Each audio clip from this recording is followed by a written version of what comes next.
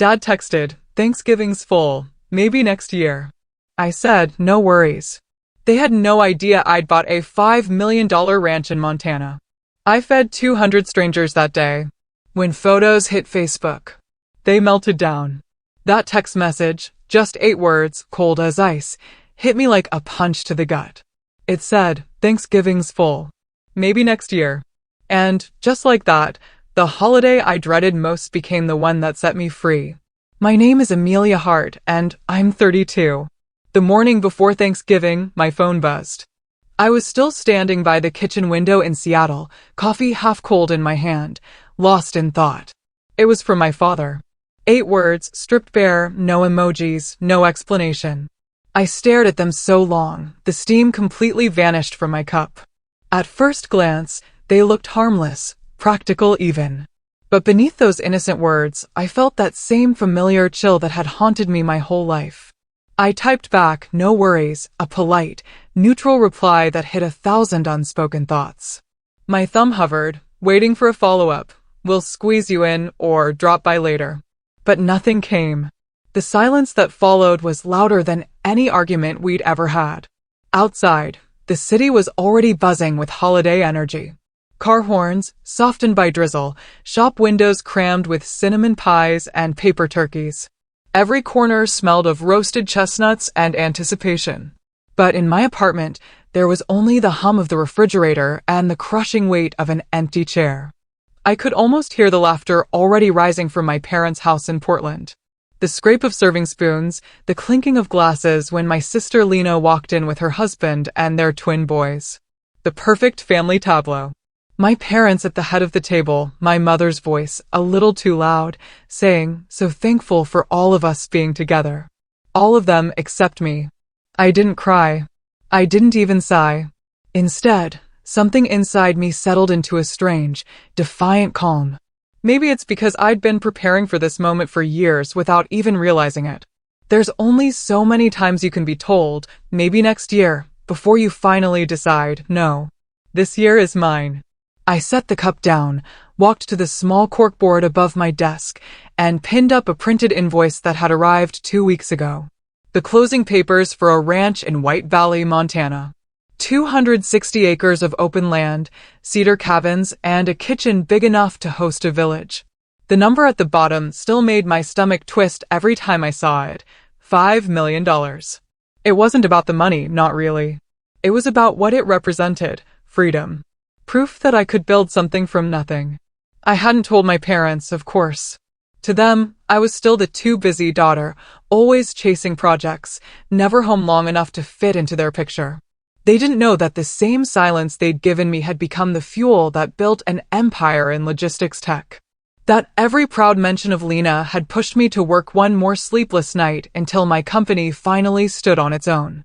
And they certainly didn't know that this Thanksgiving, I wasn't planning to eat alone in front of the TV with takeout noodles. I had something else in mind. Something bigger, warmer, louder. This year, I would cook for people who didn't have anyone. For the drivers who slept in their trucks on frozen highways, the nurses pulling double shifts, the veterans living in trailers beyond the town's edge. I would open the ranch gates wide and let anyone who needed a place to belong walk through. 200 seats, 200 plates, 200 chances to turn loneliness into light. Maybe it was foolish, maybe even impulsive. But I'd spent too many holidays watching from the outside. I wanted to know what it felt like to create my own table instead of begging for a chair at someone else's. I pictured it already. The long wooden tables under strings of golden lights. The smell of roasted turkey drifting into the snowy air. Strangers clinking mugs of cider like old friends. No rehearsed prayers. No polite small talk about careers or mortgages. Just people grateful to have a warm meal and to be seen. That image burned bright enough to melt the heaviness in my chest. For the first time, the idea of being excluded didn't hurt. It felt like permission. Permission to rewrite the script. So, I texted my assistant a short message, "Call the sheriff's office in White Valley. Ask about local shelters or anyone who needs a meal tomorrow." Then another, "Find 10 more ovens. Overnight delivery if needed." Replies came within minutes. The plan was already in motion. The ache that had filled me all morning shifted into focus, into purpose. Maybe that was what Thanksgiving was meant to be all along. Not about who invited you, but about who you decided to feed. I looked back at my father's message one last time before turning off the phone. Thanksgiving's full. Maybe he was right. Their table was full. But mine? Mine was just beginning to be set. Midway subscribe line. By the way, if you're still with me on this journey and you want to hear more stories about finding your own path, make sure to hit that subscribe button. It really helps this channel grow, and I've got so many more unbelievable experiences to share. Main story continues. When I think back, it's almost funny how every memory of Thanksgiving in our house revolved around one thing: the table. The Hart family table was the centerpiece of every photograph, every celebration, every illusion of unity we tried to preserve. But what those photos never showed was that behind the laughter and the polished silverware, there was always a smaller, foldable table in the corner. And that's where I sat. My chair was never quite steady, one leg shorter than the rest, covered with a leftover tablecloth that didn't quite match the rest of the room. At the time, I told myself it was fine. After all, the real table was crowded with adults, with Lena at the head of every conversation. I was just the quiet one who didn't mind helping out in the kitchen. I learned early that in our family, attention was a scarce resource, and it always flowed in one direction, toward my sister, Lena, the golden child. She was sunshine bottled into human form, at least in my parents' eyes. Straight A's, debate captain, homecoming queen, everything. When my father carved the turkey, he'd raise his glass and say something like, "We're so thankful for how hard Lena works, for the bright future ahead of her." Everyone would clap, my mother's eyes glistening with pride, and someone would inevitably ask Lena about her college plans or her law internships. Then they'd turn back to their plates, satisfied that gratitude had been properly expressed. No one ever asked what I was thankful for or what I'd been working on. I was usually still in the kitchen, elbow deep in dishes, pretending the clatter of plates was enough company. I can still remember one year when I was 14. That was the year I decided to bake my first pumpkin pie from scratch. I'd spent hours measuring spices, rolling the dough, trying to make the crust perfect. The smell filled the whole kitchen, warm and sweet, and for once I felt proud. I carried it to the counter, careful not to drop it, waiting for my mother to turn around. When she did, she smiled faintly, then said, "Maybe we'll let Aunt Margaret taste that one first, honey. Just to be safe. Sometimes your recipes can be a little off." She didn't mean it cruelly. She said it the way people comment about the weather, casually, carelessly. But it landed like a stone in my chest. Everyone laughed softly, and the moment dissolved like sugar in hot tea. Later, I saw the pie, half-eaten, sitting at the edge of the dessert spread. No one remembering who had made it. That was how it always went. Every holiday blurred into a pattern of almost being seen, almost being praised, almost belonging. When I brought home a science fair ribbon in middle school, my father patted my shoulder and said, "That's nice, Amelia. You've always been so practical." The next day, Lena announced she'd been invited to a student leadership conference, and the whole family threw a dinner in her honor. I helped hang the gold banners that spelled, "So proud of you," pretending I didn't notice the irony. Christmas wasn't any different. I was the one who wrapped everyone's gifts and wrote their names in neat cursive on the tags, only to find that somehow there was always one missing under the tree, mine. "Oh, I thought Dad was getting you something," my mother would say, and Dad would chuckle, "We'll make it up next year." It became our family joke. Next year. Always next year. The cruelest part wasn't the neglect itself. It was how normal it felt. My parents weren't monsters. They hugged me. They asked about school. They said they loved me. But love, when divided unevenly, can still leave one side starving. Every time they looked at Lena, there was pride and adoration in their eyes. When they looked at me, there was politeness. Warm enough to pass, cold enough to burn. By the time I reached high school, I had learned the choreography of invisibility. I would clear plates before being asked, laugh on cue, fill the silences with small talk no one remembered. If guests complimented the table setting or the dessert, my mother would smile and say, "Lena helped pick out the colors."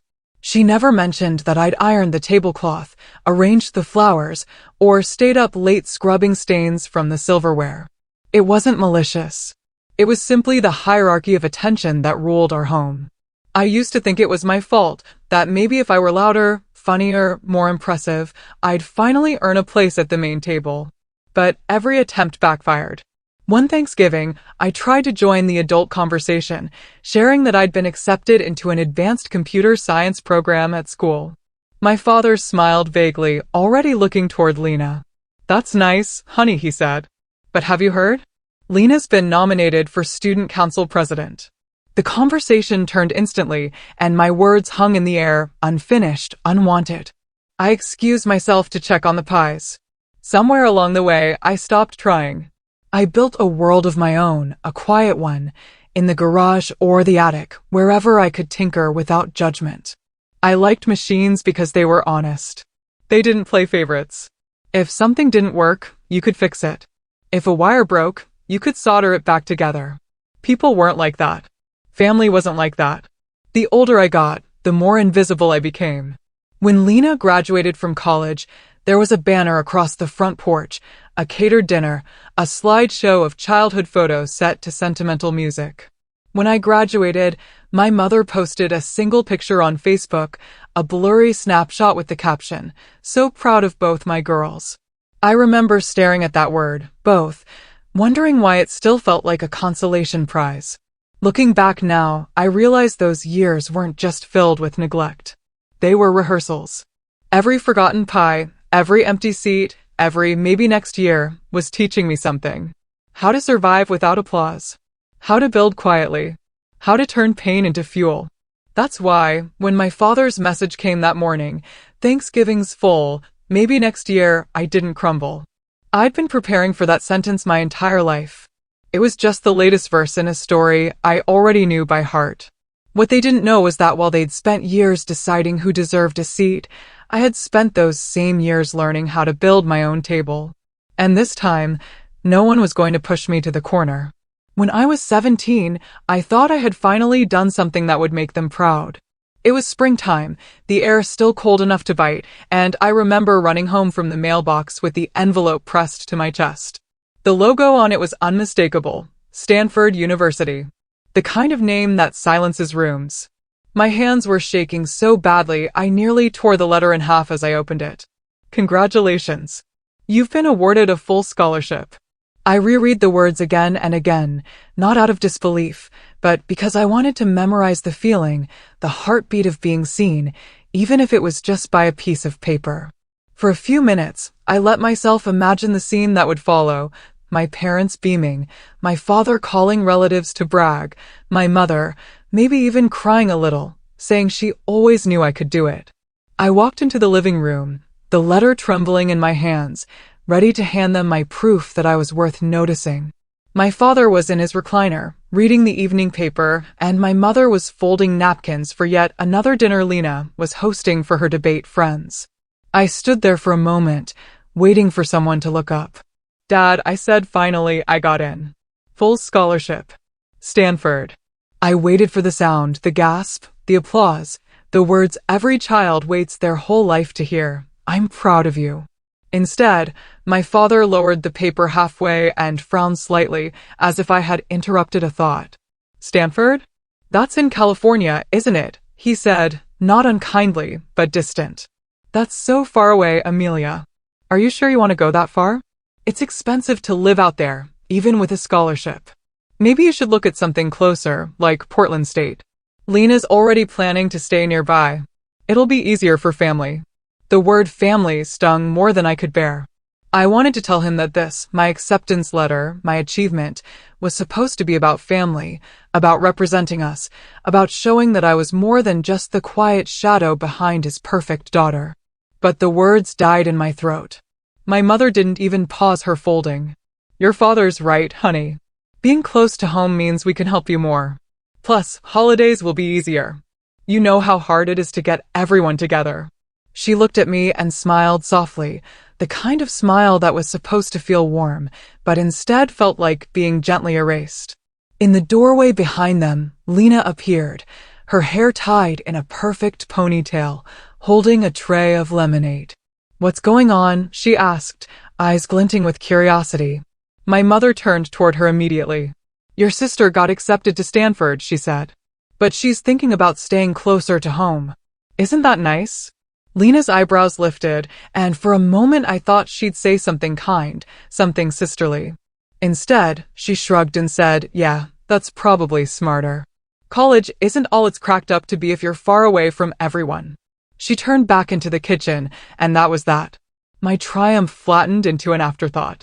That night, I lay awake staring at the ceiling, the acceptance letter resting on my chest like a weight instead of a victory. I could hear Lena laughing with her friends downstairs, her voice bright, "Easy, beloved." I wondered what it felt like to walk into a room and have everyone light up just because you were there.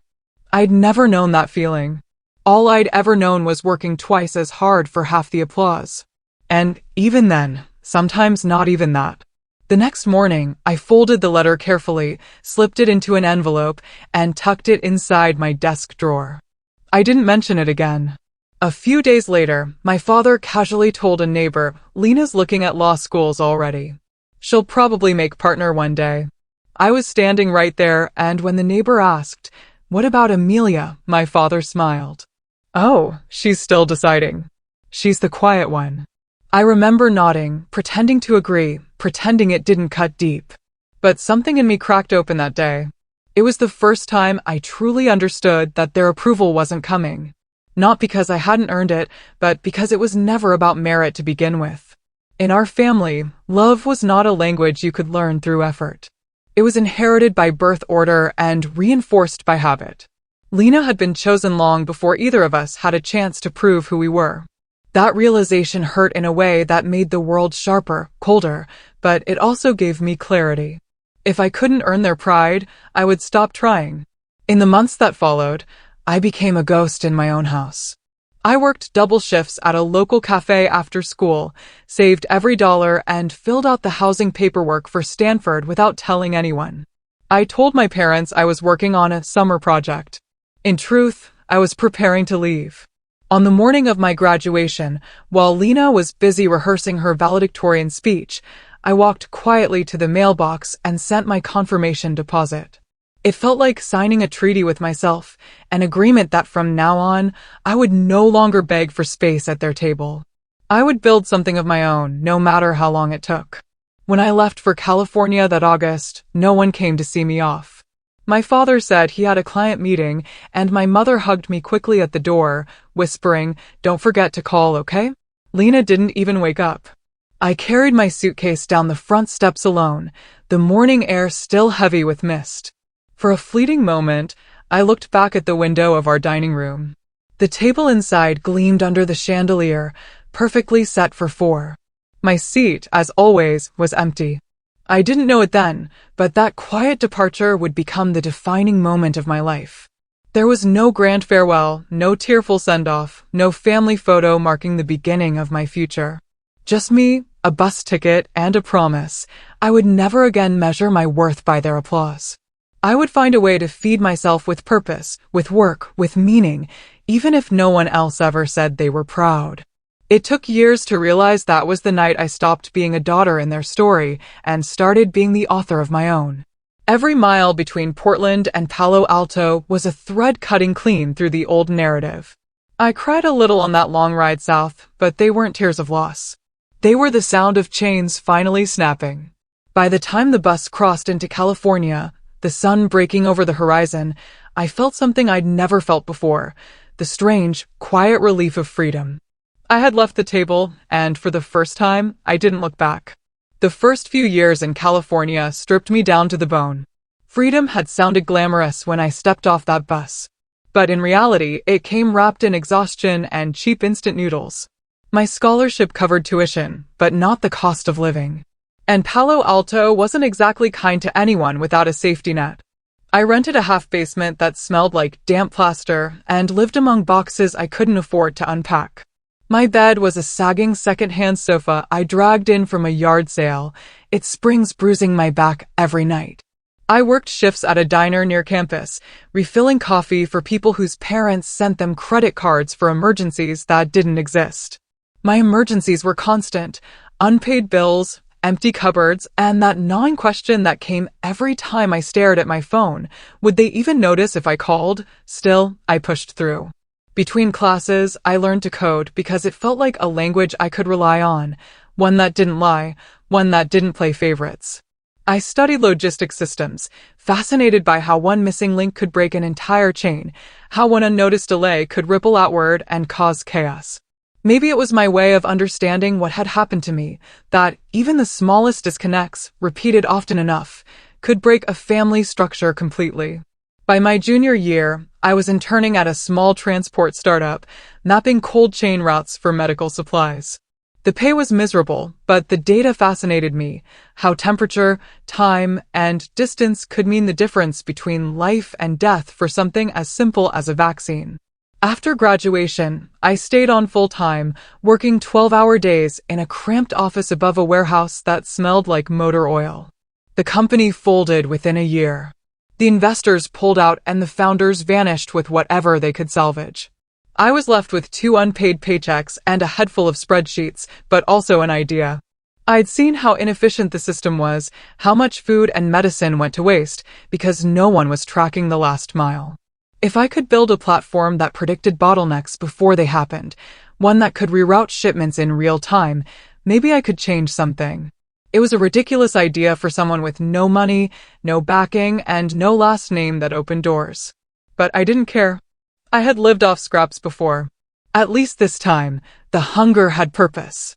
I found 2 other dreamers: Mateo, a Cuban-American engineer who slept in his car between gigs, and June, a data analyst with a laugh like broken glass who'd been laid off from a bigger firm. We set up shop in an abandoned garage behind a laundromat. The landlord gave us a discount because he assumed we'd fail fast. For months, we lived like ghosts. We coded during the day, delivered takeout at night, and held meetings in the corner of a 24-hour diner because it was the only place with Wi-Fi and free refills. I learned how to make a $5 sandwich last 2 meals and how to talk investors into staying 5 more minutes before hanging up.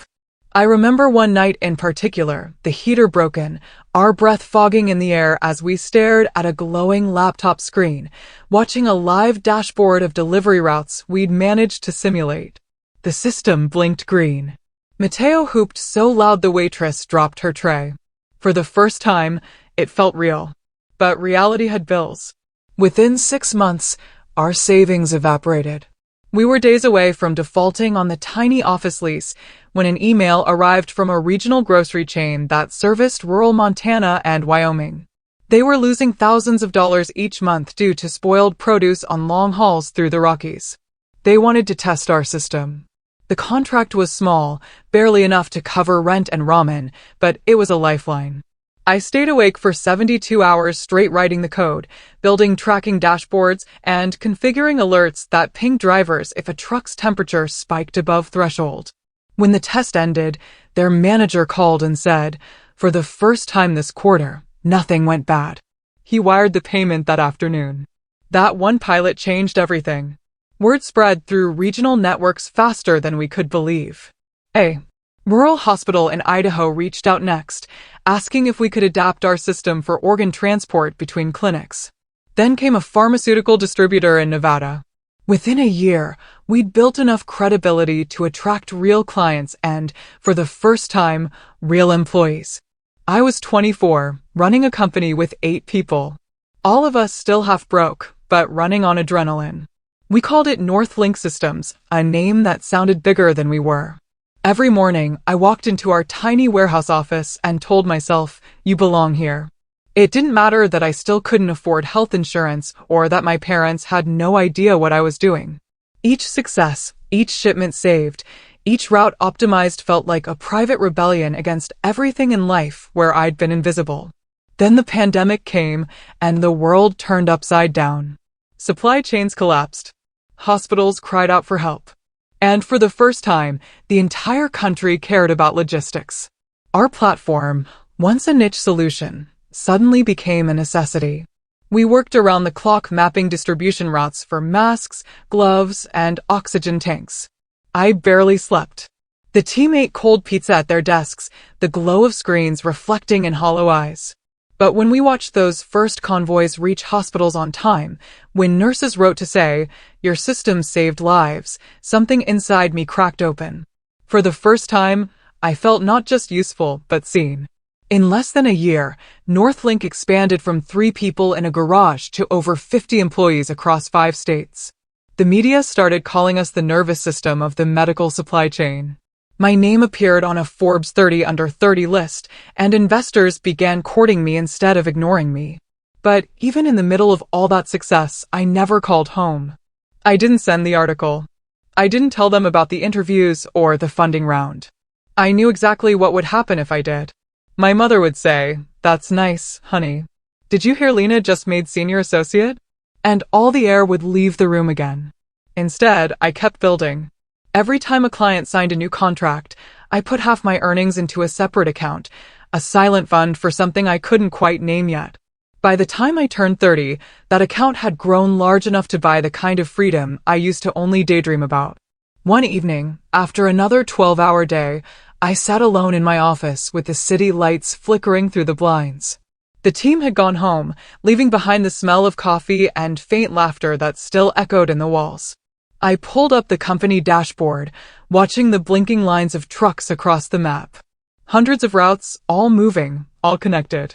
It looked like veins pulsing with life. For a moment, I thought of my family again, of the cold dinners and empty chairs, of the way silence used to fill every corner of that house. And I realized something. I had built a network out of what they'd broken. They gave me distance, and I turned it into reach. A few weeks later, when the acquisition offer came from a Fortune 500 logistics firm, $120 million, I didn't celebrate with champagne or fancy dinners. I simply closed my laptop, exhaled, and drove to the edge of the city where the skyline faded into farmland. I sat there until the stars came out, tracing constellations like roots across the sky. I didn't need their applause anymore. I didn't need their table. What I needed was space. Somewhere quiet enough to hold everything I'd built and everything I'd lost. A place where no one could tell me I didn't belong. That night, for the first time, I allowed myself to dream of land. Open, unbounded land where winter snow could fall without judgment.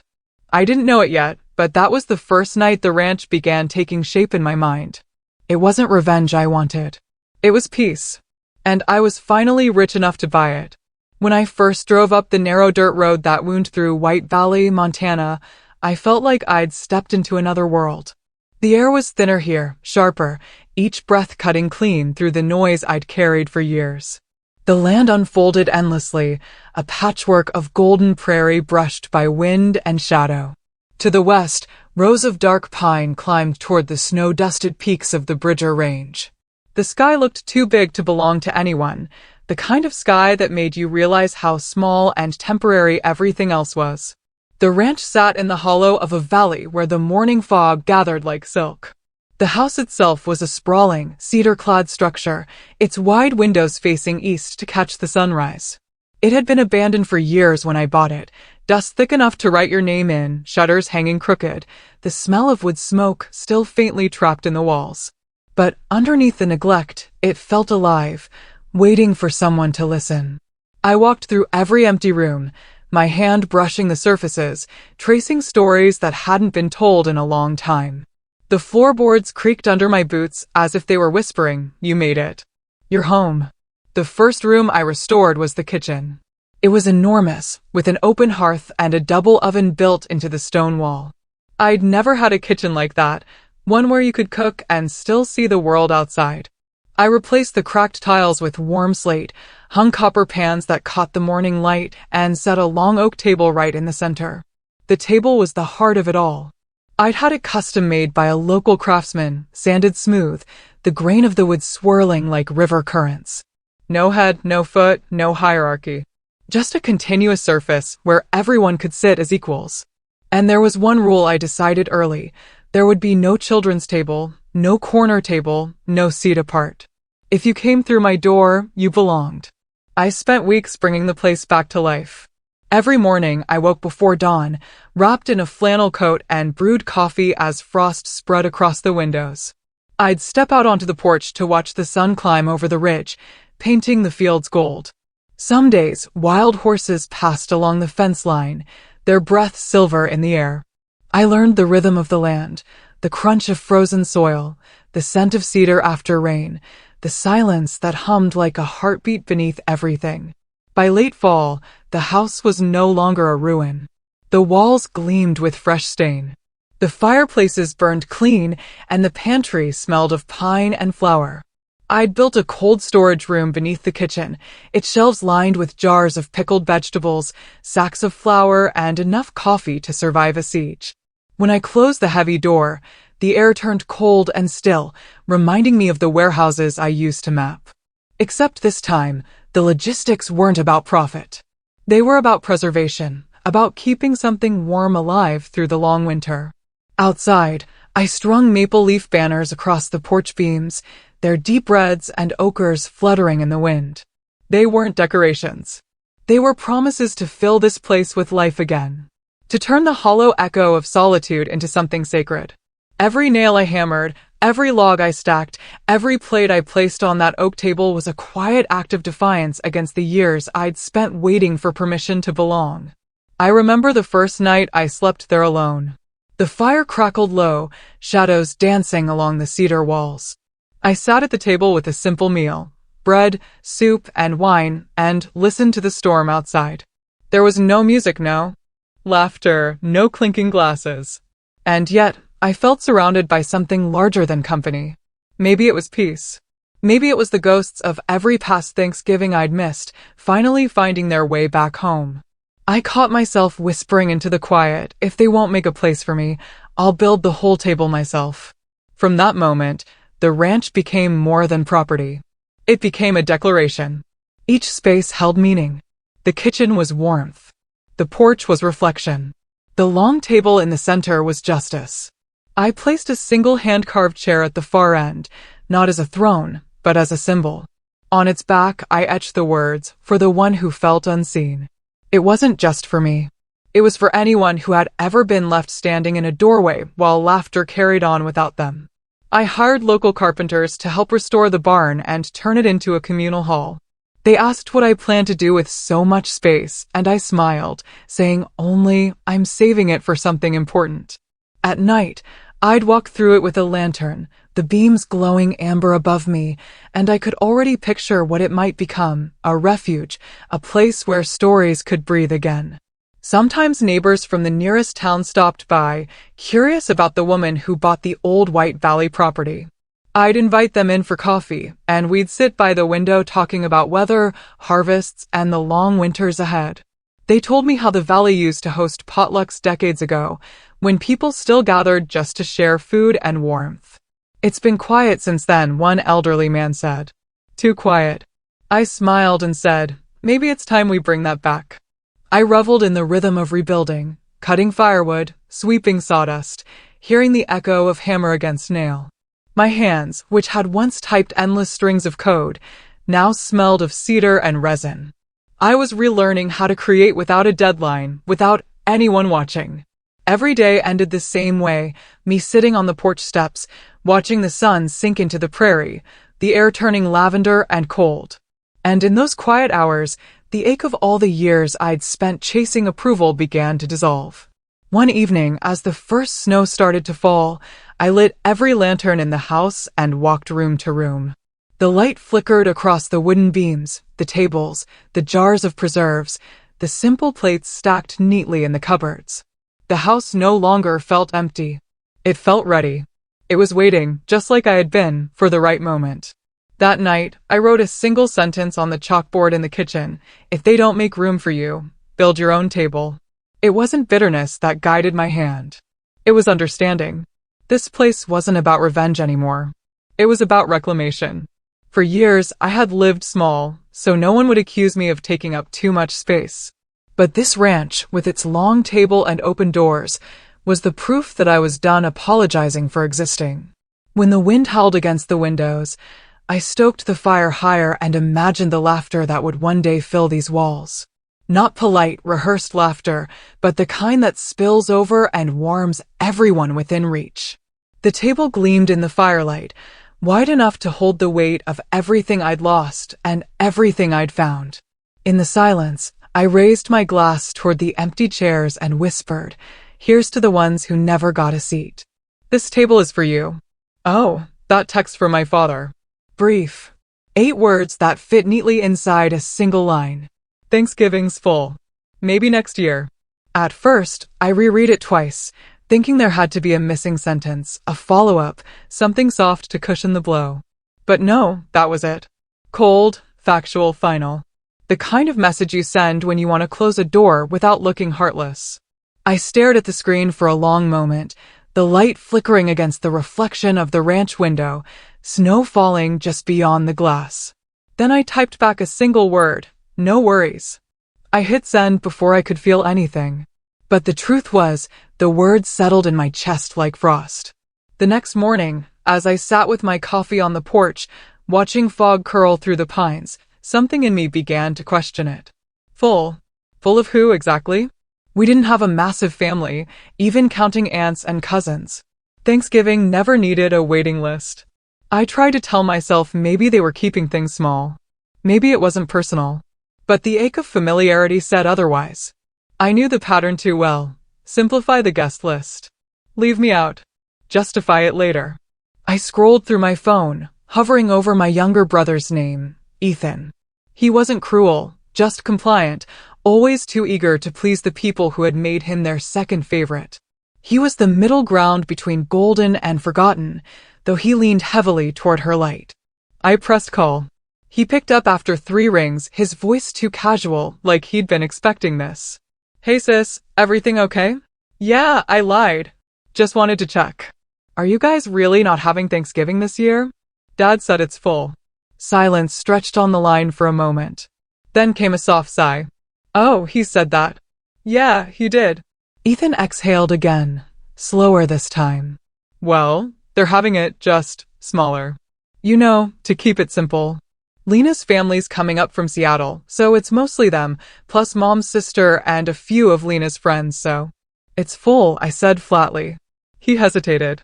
"I guess that's one way to put it." For a few seconds, neither of us spoke. The sound of the Montana wind filled the silence, a low howl pressing against the phone speaker. "What about Aunt June?" I asked finally. "Grandma?" "They're not invited either," Ethan admitted.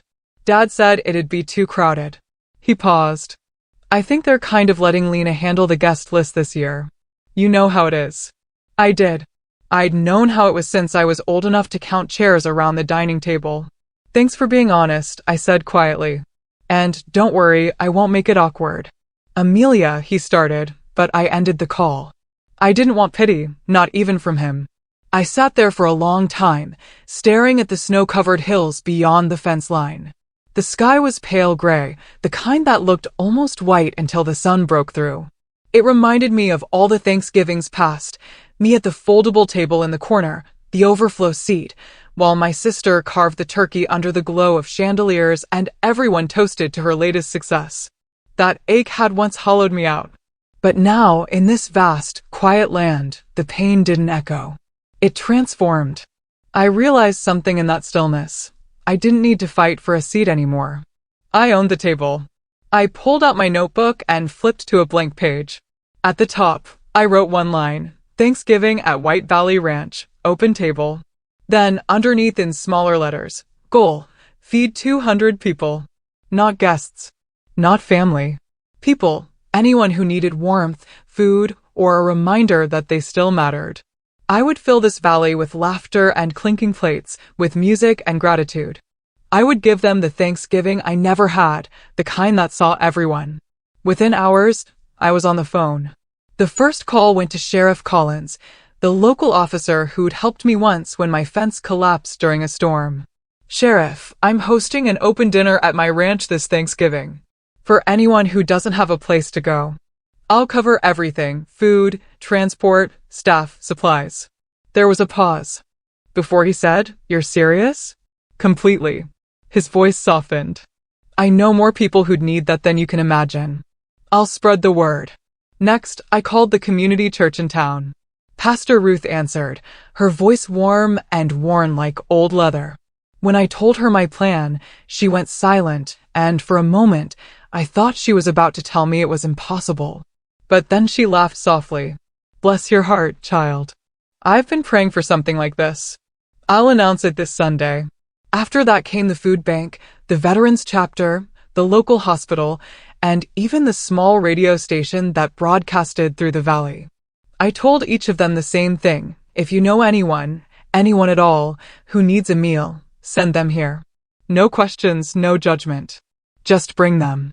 The responses were immediate and overwhelming.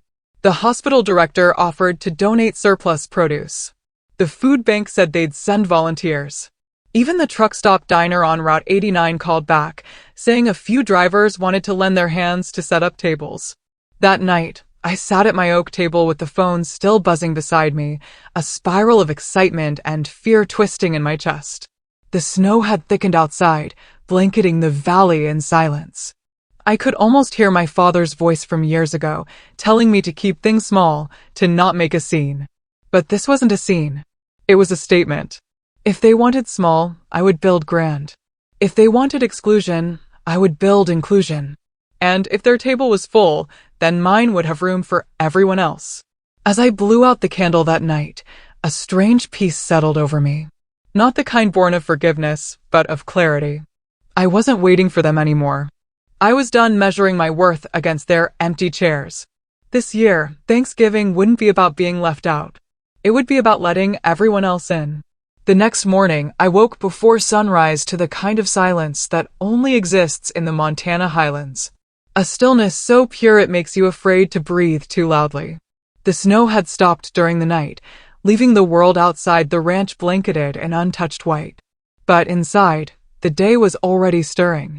My plan was no longer an idea scribbled in a notebook. It was happening, and it was happening now. By 6 a.m., the kitchen lights blazed like the heart of a ship.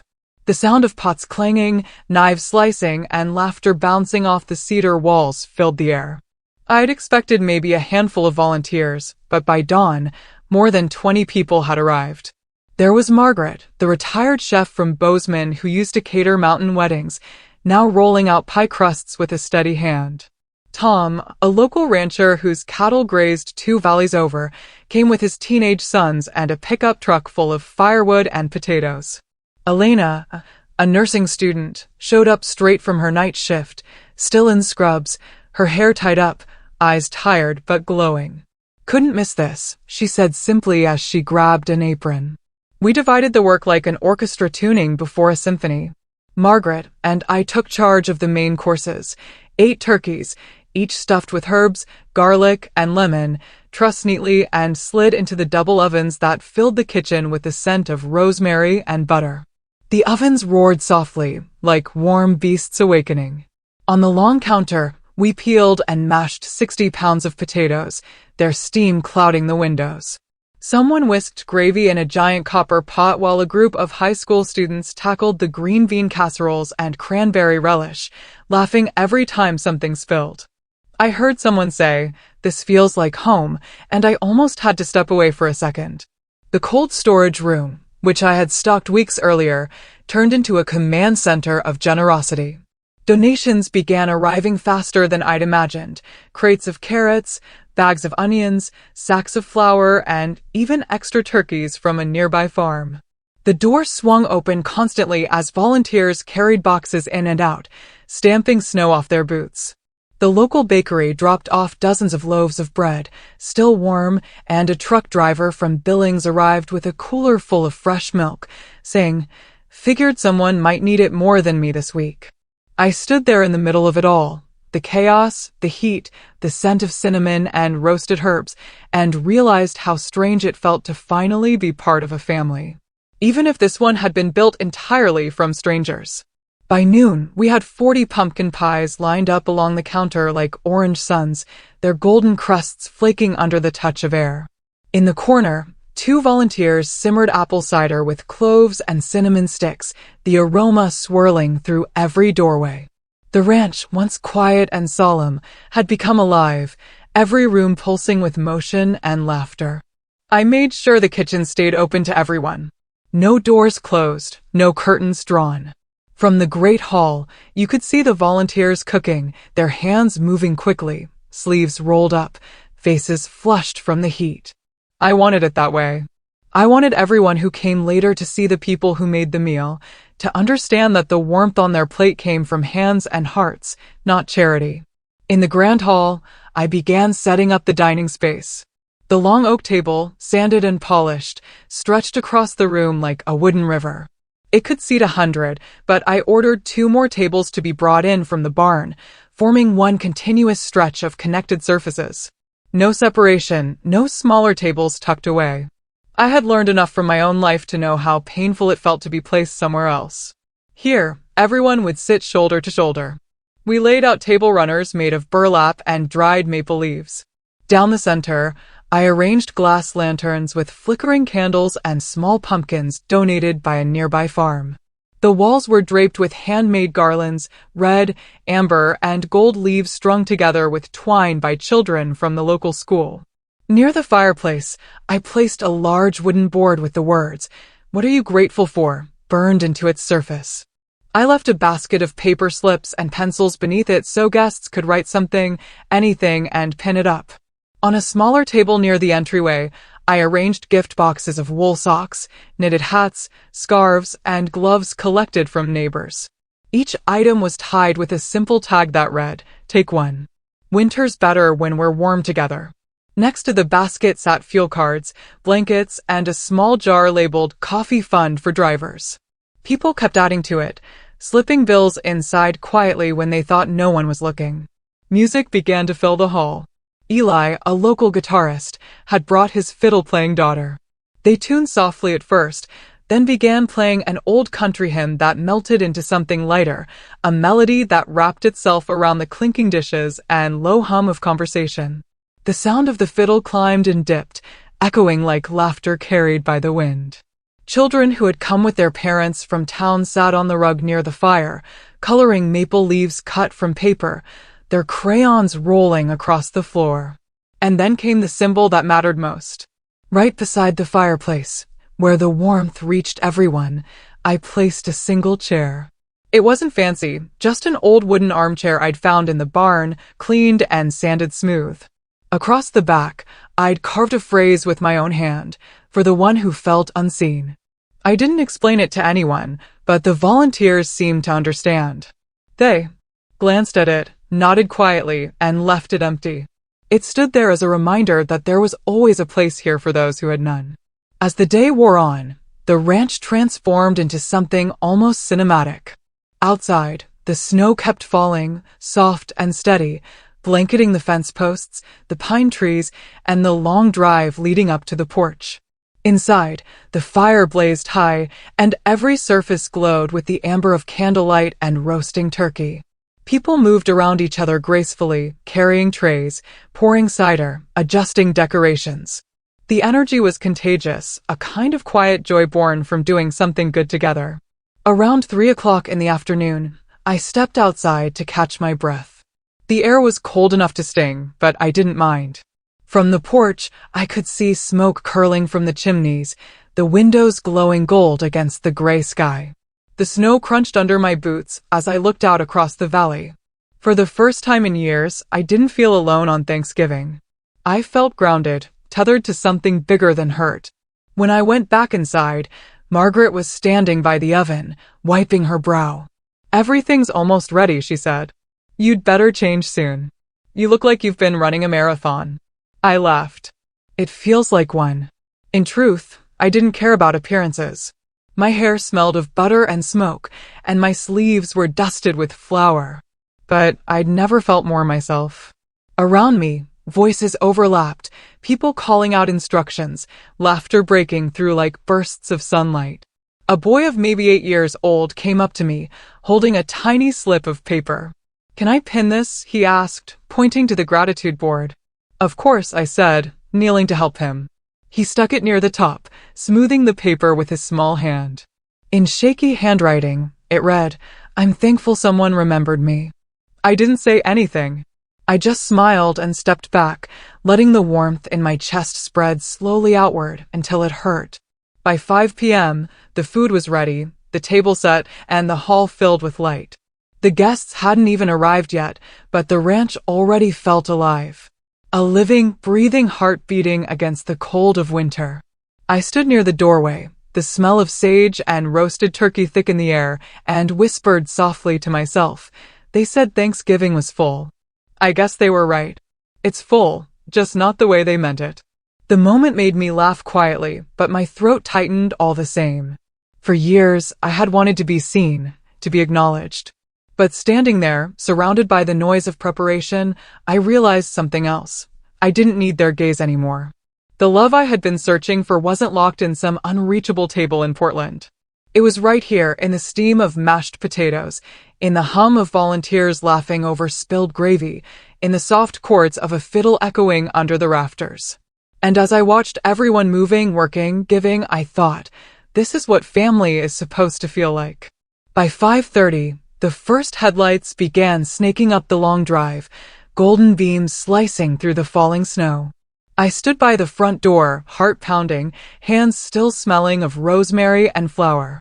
The sky had already turned indigo, the air crisp enough to make every exhale shimmer white.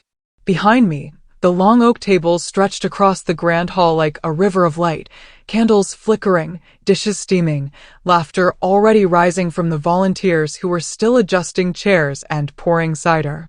And then the door opened. The first guest was an older man in a worn army jacket, his beard graying, his steps slow but steady. He hesitated in the doorway, stamping snow off his boots, his eyes wide as if he'd stepped into something sacred. "Am I in the right place?" he asked softly. "You are," I said. "Welcome home." He blinked fast, swallowed, then nodded. Behind him came more. A young mother clutching a toddler wrapped in a blanket, 2 nurses still in scrubs, a trucker with wind-burned cheeks, a couple in their 70s holding hands, and a group of ranch hands who looked like they hadn't had a home-cooked meal in weeks. They kept coming, dozens of faces, some smiling shyly, some unsure if they truly belonged here. And each one, as they crossed the threshold, seemed to shed something heavy. By 6 o'clock, the hall was full. 200 people. The noise was gentle at first, the sound of coats being hung, chairs scraping, introductions murmured. And then it began to grow. A low hum of voices filled the space like warmth returning to a frozen house. The band in the corner struck the first note, the fiddle dancing softly above the crackle of the fire. I walked between the tables, greeting people, refilling drinks, making sure no plates stayed empty. Everywhere I looked, there were faces, some lined with age, some young and nervous, some brightened by relief. The food vanished quickly, but it didn't matter. Every time a tray emptied, someone appeared with more. The veteran, the first man who'd walked in, sat near the center of the long table. His name was Frank, and he carried himself with that quiet dignity you see in people who've lived through too much. When I stopped by to check on him, he smiled faintly, his hands wrapped around a mug of cider. "You know," he said, his voice gravelly, "this is the first time in 10 years I've had Thanksgiving with anyone." The table fell quiet around him. The music softened. Forks paused midair. 10 years, I repeated. He nodded, looking down at his plate. My wife passed in 2013. After that, the holidays, they just stopped meaning much. I used to buy a frozen dinner, heat it up, sit by the TV. But tonight, he stopped, clearing his throat. Tonight, it feels like I got her back for a while. No one spoke for a few seconds. Then someone at the far end began to clap. Slow, deliberate, heartfelt. It spread like wildfire. Within moments, the entire hall erupted in applause. Frank tried to wave it off, his cheeks flushed, but he couldn't hide the tears that caught the candlelight. "Don't clap for me," he said with a watery smile. "Clap for her. She'd love this place." And just like that, the sound turned into laughter. The kind that fills a room with something more than noise. It felt like every scar in the air had softened. I stood there, frozen in the middle of it all, realizing that somewhere along the way, my ranch had become a living, breathing organism. Every voice, every face, Every bite was proof that something broken could still feed joy. Someone started passing around slips of paper from the gratitude board, reading them aloud. I'm thankful for second chances. I'm thankful someone noticed me. I'm thankful I'm not eating alone this year. Each one drew murmurs, nods, and even a few tears. I caught Margaret wiping her eyes with her apron, muttering, "Don't mind me. It's just the onions." But everyone knew it wasn't the onions. As the night went on, the musicians shifted to livelier tunes. Take Me Home, Country Roads, followed by an old folk song about coming home for the holidays. People began to sing, hesitant at first, then louder, freer. A child climbed onto his chair and began clapping along. A nurse set down her plate to dance with a little girl in red mittens. 2 truck drivers tried harmonizing and failed so spectacularly that everyone burst out laughing. It wasn't elegant. It wasn't choreographed. But it was real. At one point, I slipped outside for air. The sound of music and laughter spilled out into the frozen night, echoing through the valley like a heartbeat. From the porch, I could see the glow of the windows, warm against the snow. Inside, silhouettes moved, people hugging, eating, singing. For years, I'd looked at houses like that and wondered what it felt like to belong inside. Now I knew. When I went back in, the hall had shifted again. Someone had pulled out their phone to take a group photo. The kind where everyone squeezes in awkwardly, some half laughing, others caught mid-bite. "Come on, everyone," Elena called. "Let's show the world what family looks like." I stood in the middle, surrounded by faces I didn't know, but somehow loved.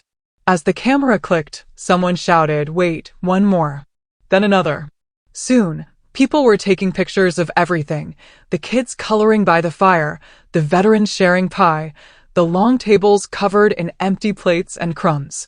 Someone tagged the local church and the sheriff's office. Someone else tagged the radio station. And within hours, the images began to spread online.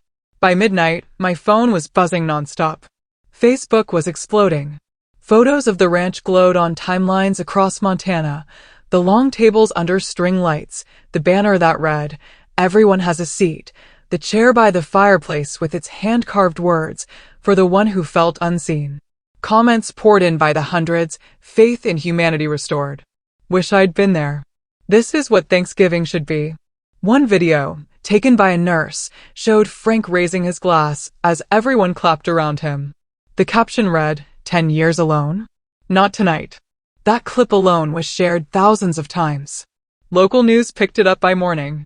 And while I should have felt overwhelmed, all I felt was stillness, the kind that comes when you finally exhale after holding your breath for years. Later that night, after the last guests left and the volunteers began cleaning up, I found myself standing near the fireplace. The chair, the one carved with those words, sat empty, the firelight reflecting off its smooth arms. I walked over, rested my hand on the wood, and whispered, "Looks like they found you." A soft voice spoke behind me. It was Pastor Ruth, the same woman who'd answered my call days earlier. Her white hair glowed gold in the firelight, her eyes kind but sharp, the kind that saw through pretense straight to the soul. She placed a hand on my shoulder. "Amelia," she said quietly, "do you realize what you've done tonight?" I smiled faintly. "Just cooked a big meal." She shook her head. "No, you gave people something they forgot existed. You gave them a place to belong. You gave them a real Thanksgiving." Her voice softened. "Not everyone gets the chance to heal others while healing themselves. But you did." I couldn't speak. For years, I dreamed of hearing words like that. Not from my mother, not from my father, but from someone who truly saw me. And now they had come, simple and unadorned, from the lips of a woman who barely knew me, but somehow understood everything. Pastor Ruth squeezed my shoulder once more before walking away. I stood there alone for a long time, watching the fire settle into embers. Behind me, laughter still lingered in the air, faint but real. The kind of sound that burrows deep into memory. I thought about my family then, the text message, the maybe next year. I wondered if they were sitting around a polished table somewhere, smiling for photos that already felt empty. I wondered if they could hear what real warmth sounded like. Outside, the snow kept falling. Inside, my heart felt full. And for the first time in my life, I didn't envy anyone's seat. I had built my own and filled it with the world. By morning, the ranch was wrapped in the soft quiet that follows joy. The kind of silence that hums, not empties. The fire had burned down to glowing embers. The long oak table was a battlefield of crumbs and candle wax, and the scent of sage, butter, and cinnamon still lingered in the air. Outside, the snow had deepened overnight, smoothing away all footprints from the night before, as if the valley itself wanted to keep the memory unspoiled. I sat by the window with a mug of coffee, still in the same flannel shirt from last night, watching the pale light spread across the horizon. For a moment, I allowed myself to feel at peace. Real peace. The kind that doesn't need approval to exist. But it didn't last long. My phone started buzzing on the table. Once, twice, then again, faster. A flood of notifications. At first, I thought it was more Facebook messages about the dinner, another round of strangers thanking me for the photos or asking how to volunteer next year. But when I glanced at the caller ID, my chest tightened. Dad, Mom, Lena. One after another, their names flashing across the screen like alarms. I ignored the first few. Then a text came through. From Lena, the entire town is talking about your public stunt. Another followed from Mom, you've embarrassed us. Everyone thinks you're attacking the family. Even Pastor mentioned it during service. Then Lena again, sharp as a blade. Wow. Couldn't just stay quiet, could you? You had to make it all about you, as usual. I stared at the screen, the words swimming for a moment before settling into something strangely distant. It was almost funny. All those years I'd spent aching to be seen, and now that they finally noticed me, it was only because the whole world had. The phone rang again. Dad, this time. I let it buzz once before answering, putting it on speaker as I set it on the table. His voice erupted immediately. Amelia, do you realize what you've done? You made us look ridiculous. Everyone in town saw those photos, the papers, the church page, the local radio. They think we kicked you out, that we abandoned our own daughter. I sipped my coffee and looked out the window, the snow drifting lazily across the valley. Didn't you? I said softly. There was a sharp inhale on the line. That's not fair. Mom's voice cut in. We only wanted a simple Thanksgiving, just immediate family. You know how complicated things get. I interrupted before she could finish. Immediate family? I repeated. You mean Lena, her husband, her friends, and your church group? That's not small. That's selective. Dad's tone hardened. You're twisting this. You always do. We were trying to avoid stress this year. We thought you were busy anyway. We didn't know you'd feed 200 strangers. No, I said. You didn't. The silence that followed was thick enough to feel. I let it sit before I spoke again, my voice calm level. You told me Thanksgiving was full, so I filled it. Mom's voice cracked, caught between guilt and irritation. You made it look like we're villains, Amelia. People think we're terrible parents. I smiled faintly, though no one could see it. Mom, I didn't say a word about you. Not one. People just saw kindness and drew their own comparisons. From the other end, Lena's voice suddenly broke through, sharp, defensive. This is pathetic, Amelia. You've always had to turn everything into a performance. A ranch? 100 people? Who does that? It's desperate. And then, I leaned back, the chair creaking softly beneath me. No, Lena, I said evenly. It's Thanksgiving. You remember that holiday, right? The one about giving. Her scoff was audible. Don't play saint. You did this to show off, to make us look bad. Before I could reply, another voice joined the line, one I hadn't heard in years. Aunt June. Somehow, she'd been looped into the call. Maybe by accident, maybe on purpose. Her tone was low but steady, each word landing with the kind of quiet force that makes everyone else stop talking. Enough, she said. You've spent years setting one child on a pedestal and pretending the other was fine being invisible. Now that the world finally saw her, you're angry because it wasn't on your terms. June, this isn't your place, Mom began. But Aunt June didn't let her finish. It became my place the moment you made the table smaller and smaller until half this family had nowhere to sit, she said. For years, I watched you tell Amelia to be grateful for scraps of attention while you threw banquets in Lena's honor. And now she's built her own table, not just for herself, but for others, and you're upset because it makes your silence look loud. No one spoke. Even Lena, usually ready with a comeback, stayed quiet. The only sound was the faint crackle of the fire in my stove. Aunt June continued, her voice softening but never losing its edge. Do you know what I saw when those photos came up on my feed? I saw light, warmth, laughter. I saw people who had nothing come alive again. And I thought, finally, someone in this family remembered what Thanksgiving is supposed to mean. Dad exhaled, his voice trembling with restrained anger. You don't understand the pressure we're under, June. People talk. They talked long before this, she said sharply. They talked when you forgot to invite your own mother last Christmas. They talked when Amelia graduated and you left early to catch Lena's award dinner. You've spent your life managing appearances while she's been building substance. And now that substance is shining brighter than your decorum. You can't stand it. Her words hung in the air like smoke. For once, I didn't feel like the one defending myself. I just sat there, letting her truth do what mine never could, cut through the noise. Finally, I said quietly, Dad, Mom, you told me Thanksgiving was full, and it was. It's just that this year, it was full of the right people. Dad tried to speak again, but his voice faltered. You made us look human, I offered. Flawed? Maybe that's what we needed. Another long silence. Then the line went dead. I stared at the phone for a few seconds, waiting for the familiar ache of guilt to settle in, that old instinct that used to make me apologize for existing. But it never came. Instead, I felt something close to peace. When I checked Facebook later that afternoon, the post had gone viral beyond anything I'd imagined. People were tagging the ranch in their stories, writing captions like, if your house doesn't have space, Montana does. Thanksgiving done right. Proof that family isn't blood, it's who shows up. Under one photo, someone had commented, her parents must be so proud. I didn't reply. Some stories didn't need correcting. The truth was already clear in the warmth of that one picture, the long table glowing in the firelight, the old veteran smiling, the carved chair by the hearth still empty, but never lonely. For once, I didn't need to explain myself. The world had already understood.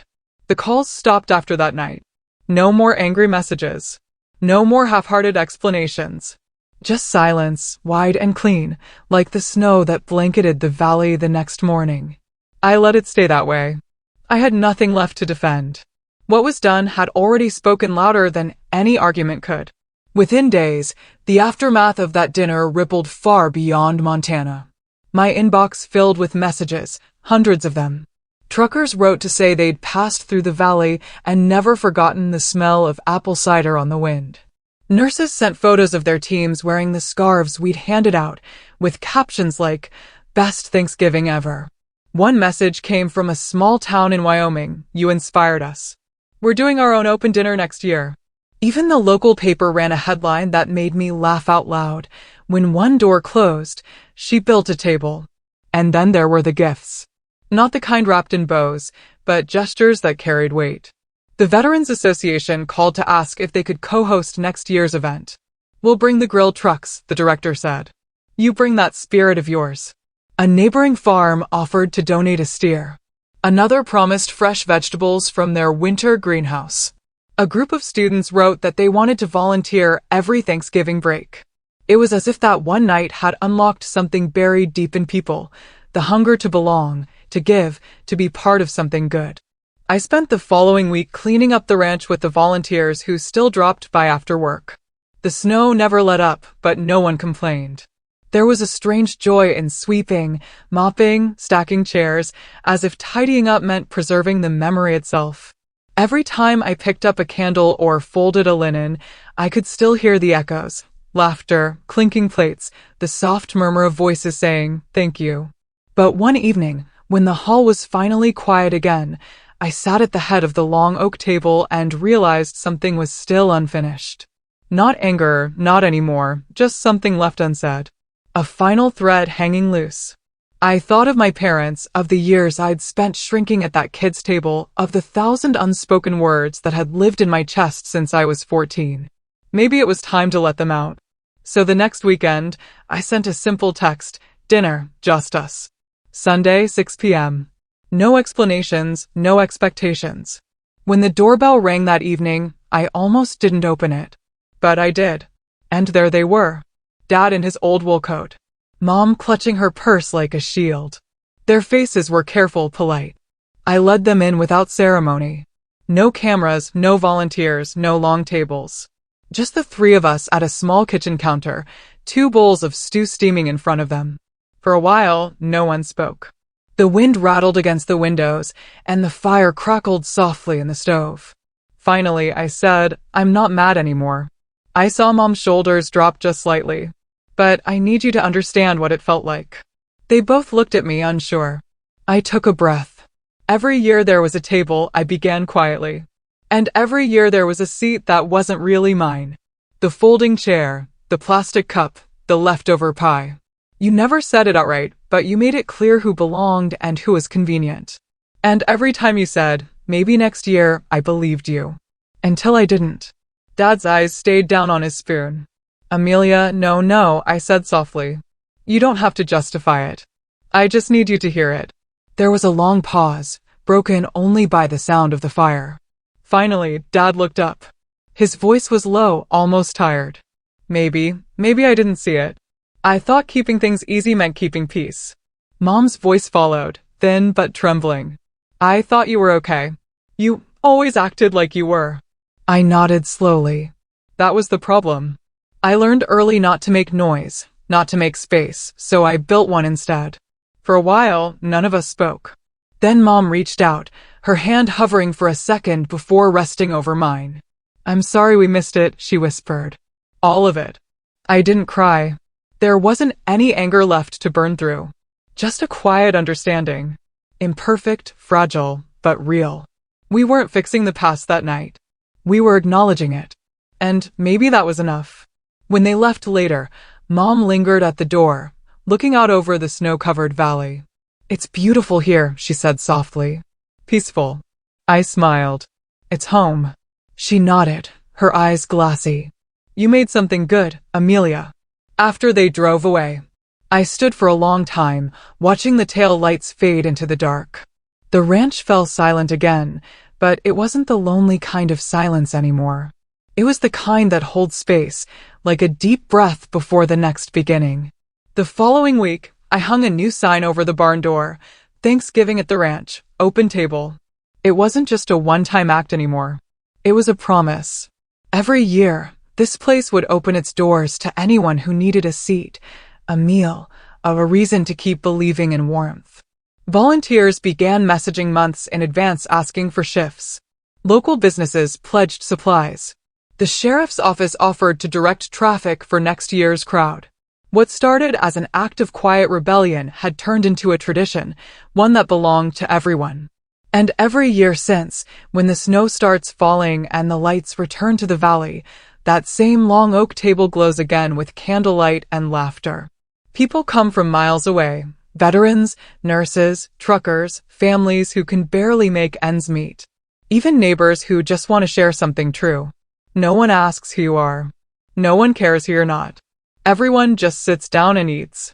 Sometimes I still get messages from strangers who saw those photos long ago.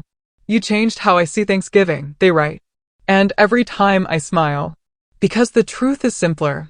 They changed me, ending NCTA. So if you're watching this, wherever you are, tell me, what are you thankful for this year? And where are you watching from? Because if the people you hoped would make room for you never did, it's okay. Build your own table. And leave the door open for those who truly see you.